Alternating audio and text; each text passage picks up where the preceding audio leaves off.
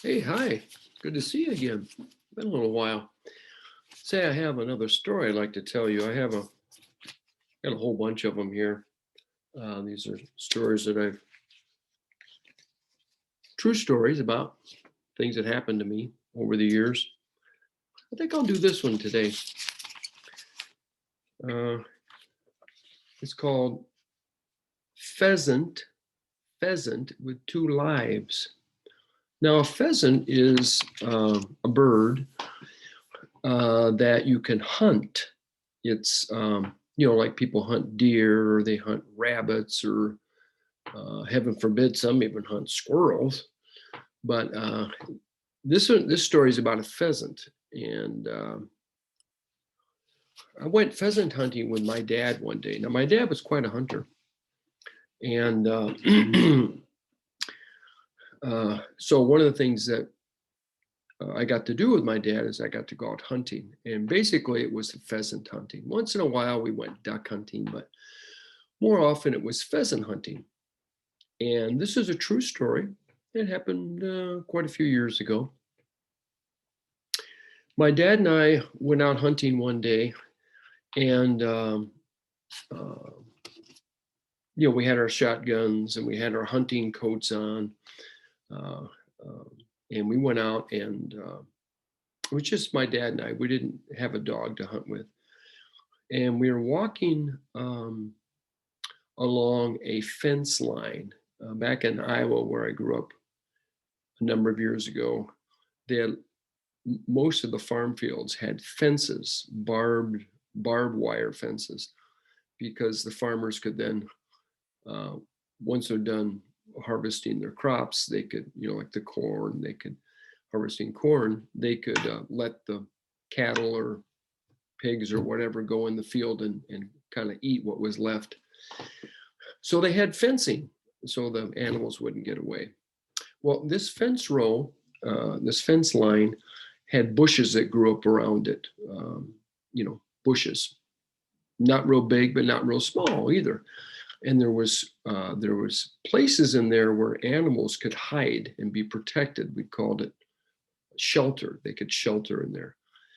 And it was wintertime. There was some snow on the ground, and we were walking along this fence line. As we were walking, my dad was on the left and I was on the right. And this pheasant flew up. And you only can shoot the boy pheasants, the male pheasants. The female pheasants, the hens, you leave those alone. You don't shoot those because those are the ones that have the eggs and the babies, and you don't want to bother that, hurt that. So you only hunt the males, the boys. We called them roosters. Roosters. You could shoot the roosters. They are a gorgeous bird. But anyway, this bird all of a sudden flew up out of this cover on this, bushes in this fence row. And my dad had told me that he was going to wait for me to shoot first. Uh, okay, so I shot and I hit it. I got the bird. I hit it. I knocked it down.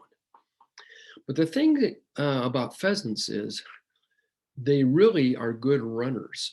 In fact, they're better runners typically than flyers. And if they have a choice, they're going to run. They are fast runners. And this pheasant, I knocked it down with my shotgun shell, hit it, but it didn't kill it. It was kind of struggling around on the ground, kind of spinning around and turning around. And I ran up to it. Now, this is kind of gory, but this is the way it was done. In order to kill the pheasant, if you had just wounded it, you wanted to kill it, end its life so that it didn't happen, so it was done. So you'd grab it by the head and then you'd swing it around like this, hanging onto its head, and uh, that would end its life.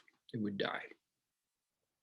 So I did that, and I put the pheasant in a big pocket in the back of my hunting coat.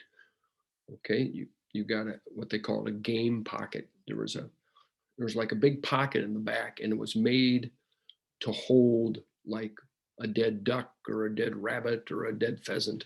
So I put the dead pheasant in there, and we kept hunting. And now, sometimes when a pheasant dies or a chicken or another animal, their muscles will move a little bit after they're dead. And, you might feel some movement, but that's the bird is dead. It's just the muscles moving for a little while and then it'll finally stop completely. Well, this dead pheasant, I felt it moving its legs in my, you know, in my pouch in the back of my coat. But I didn't think much about it because, that happens, it's dead. It's just the muscles moving.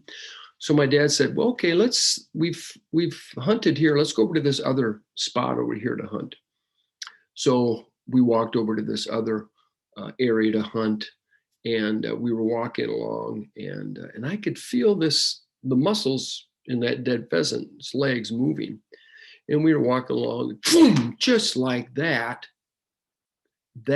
dead pheasant, it wasn't really dead. It flew out. There's a big opening on each side of that game pocket in my hunting coat.